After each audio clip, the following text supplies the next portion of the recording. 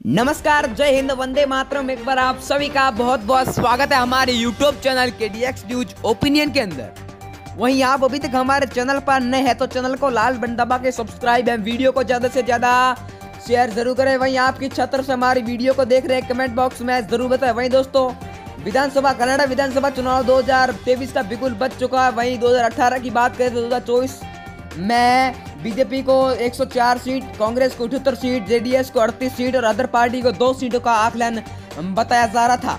क्या इस बार भी बीजेपी अपना झंडा गाड़ पाएगी? क्या कांग्रेस बीजेपी की हाथों से सत्ता छीन लेगी? वहीं दोस्तों, 28 मई 2023 को पिछली बार यानी कि बीजेपी का कार्यकाल समाप्त होगा। वहीं 2018 में जो चुनाव हुए थे उनके नतीजे भी बीजेपी के रूप में थे, लेकिन अब की बार भारत जोड़ो यात्रा में कर्नाटक के कई बड़े कांग्रेस नेताओं ने वहां पर ज्वाइन हुए और बीजेपी पार्टी के इस्तीफा दे दिया है। वहीं दोस्तों, बात करें सर्वप्रथम सीट यादगिरी की तो यहाँ पर कुल 4 सीटें, तो 4 में से 2 कांग्रेस पार्टी को, 2 बीजेपी पार्टी को, जीडीएस पार्टी को 0 सीट और अदर पार्टी को 0 सीटों का आकलन होता दिखाई दे रहा है। वहीं दोस्तों, रामनगर की कुल 4 सीटों पे बात करें तो 4 की 4 बीजेपी पार्टी को प्राप्त हुई है, कांग्रेस पार्टी को 0 सीट, जेडीएस पार्टी को 0 सीट और अदर पार्टी को भी 0 सीटों का आकलन होता दिखाई दे रहा है। वहीं दोस्तों, बात करें उत्तर कन्नड़ की तो यहाँ पर कुल 6 सीटें हैं, 6 में से 4 कांग्रेस पार्टी को, 2 बीजेपी पार्टी को, 0 जीडीएस पार्टी को और 0 अदर पार्टी को प्राप्त हुई है अब की बार कर्नाटक के अंदर। वहीं दोस्तों, बात करें अगली सीट तुमकर की तो यहाँ पर कुल 11 सीटें हैं, 11 में से 7 बीजेपी को, 1 अदर पार्टी को, 3 कांग्रेस पार्टी को और 0 जेडीएस पार्टी को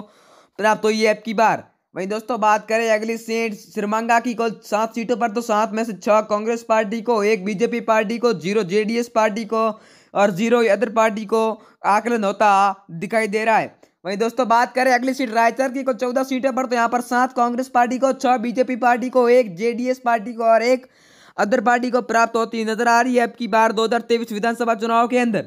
वहीं दोस्तों, मैसूर की कुल 18 सीटों पे बात करें तो 18 में से 12 कांग्रेस पार्टी को, 6 बीजेपी को, 0 अदर पार्टी को और 0 जेडीएस पार्टी को प्राप्त हुई अब की बार रिपब्लिक भारत सर्वे के अनुसार।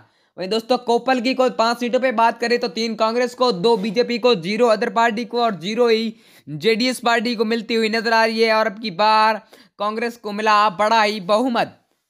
वहीं दोस्तों, बात करें अगली सीट कोलार की कुल 8 सीटों पर तो यहाँ पर 5 कांग्रेस पार्टी को, 3 बीजेपी पार्टी को, 0 जेडीएस पार्टी को और 0 अदर पार्टी को प्राप्त हुई है अब की बार।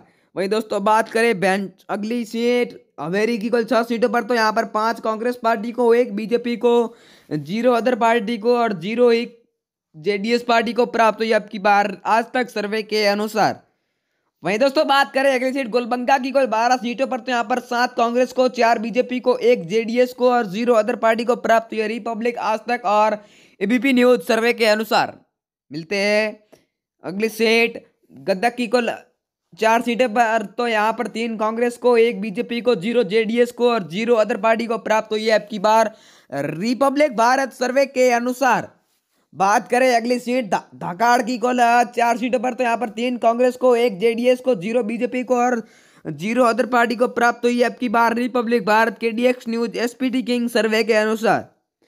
बात करें अगली सीट दावनगिरी की कुल 8 सीटों पर तो यहाँ पर 6 बीजेपी को, 6 कांग्रेस को, 2 बीजेपी को, 0 जेडीएस को और 0 अदर पार्टी को प्राप्त हुई है अब की बार रिपब्लिक भारत सर्वे के अनुसार।